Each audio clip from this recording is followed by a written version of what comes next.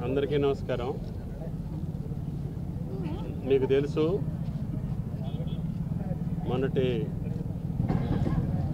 అధిక వర్షాల వల్ల మున్నేరుకి గత చరిత్రలో ఎన్నడూ రానటువంటి వరద ప్రవాహం రావటం మూలన ఈ నది మీద ఉన్నటువంటి వేరే వంతెనలన్నీ కూడా కుప్పకూలిపోయినప్పటికీ ప్రకాష్ నగర్ బ్రిడ్జి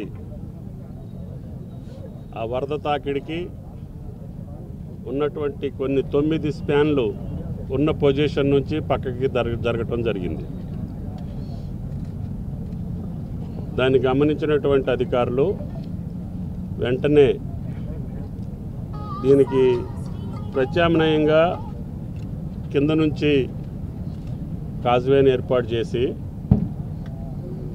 వెంటనే రాకపోకలకు అంతరాయం లేకుండా చేయటం జరిగింది. ఈ స్పాన్లు మళ్ళీ యథాతథంగా కూర్చోబెట్టడానికి కొత్త టెక్నాలజీతోటి అధికార యంత్రాంగం R&B శాఖ ప్రయత్నం చేసి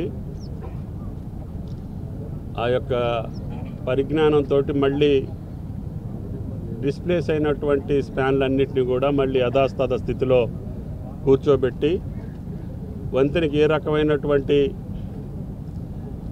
నష్టం జరగకుండా యాజ్ టీజ్గా ఈ బ్రిడ్జిని మళ్ళీ యథాస్థానంలో నిలబెట్టినటువంటి అధికారులకి ఏజెన్సీకి ధన్యవాదాలు తెలియజేస్తూ ఈరోజు ఖమ్మం మార్కెట్కి లక్షలాది మిర్చి బ్యాగులు వచ్చే సమయం ఇది. కాబట్టి ఎక్కువ భాగం ఈ వంతెన మీదుగానే పోవాలి.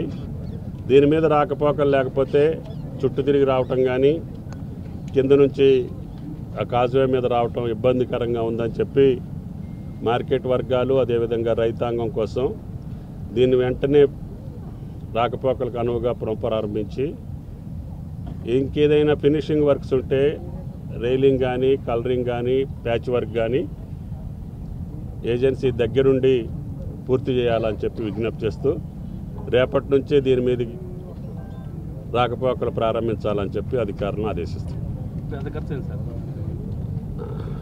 ఏజెన్సీ ఉన్నారా? ఎంత టెండర్ వాల్యూ? 1 crore. ఓన్లీ ఒకటే కోరి. దీనిపైన ఉన్నాయన్నీ లేచిపోయినాయి, తెలుసు కదా మీ మొలకలపల్లి. 1 కోటి రూపాయలతోటి మళ్ళీ బ్రిడ్జిని యథాతథంగా ఉంచడం జరిగింది. వారికి కూడా ధన్యవాదాలు. ఓకే, అది మళ్ళీ సపరేట్గా థ్యాంక్ యూ. అందరికీ నమస్కారం.